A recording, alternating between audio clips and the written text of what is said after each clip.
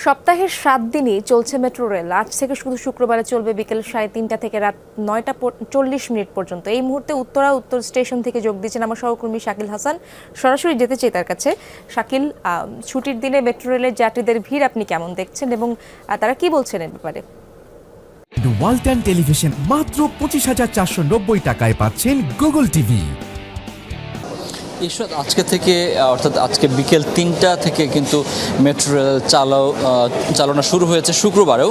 এর আগে সপ্তাহের এই দিনটি শুক্রবারে বন্ধ থাকতো, কিন্তু আজকেও বিকেল 3টা থেকে রাত 9টা পর্যন্ত 9:40 পর্যন্ত মেট্রো রেল চলবে। এবং আমি যাত্রীদের সঙ্গে কথা বলেছি, তারা বলছেন যে যেহেতু এই শুক্রবার ছুটির দিনে হচ্ছে তারা মূল শহরের সঙ্গে যোগাযোগ অর্থাৎ ফার্মগেট, কারওয়ান বাজার, শাহবাগ অথবা মধুশিলের সঙ্গে যোগাযোগের জন্য মেট্রো রেলটি খুবই দরকার ছিল এবং যাত্রীদের দাবির প্রেক্ষিতে সেটি কিন্তু ডিএমটিসিএল বাস্তবায়ন করেছে এবং ধীরে ধীরে এই সময়সীমাটাও বাড়ানো হবে। আজকে আমি কথা বলছিলাম ডিএমটিসিএলের এমডি যিনি মোহাম্মদ আব্দুর রৌফ, তিনি আমাকে জানিয়েছেন যে সেটি তার বিবেচনায় রাখবেন।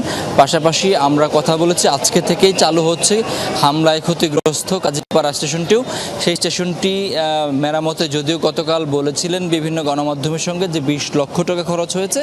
আজকে আমি এমডি আব্দুর রৌফের সঙ্গে কথা বলেছি, তিনি আমাকে বলেছেন যে সেটি একটি প্রাথমিক খরচ, এরপরও সে খরচটি আসলে বাড়তে পারে। কারণ কাজীপাড়া স্টেশনটি যেভাবে মেরামত করা হয়েছে সেটি হচ্ছে যে বিভিন্ন জায়গা থেকে, বিভিন্ন স্টেশন থেকে বা মেট্রো রেলের গোডাউন থেকে মালামাল এনে সাময়িকভাবে সেই স্টেশনটি চালু করার ব্যবস্থা করা হয়েছে। তবে পরিপূর্ণভাবে চালু করতে হলেও সেখানে হয়তো আরও কিছু খরচ হতে পারে। আর মিরপুর 10 যেহেতু বেশি ক্ষতিগ্রস্ত, সেটি পূর্ণাঙ্গভাবে চালু করতে বেশ ভালো একটি অঙ্কের খরচ হবে, তবে সেই অঙ্কের পরিমাণ তিনি আসলে বলেননি।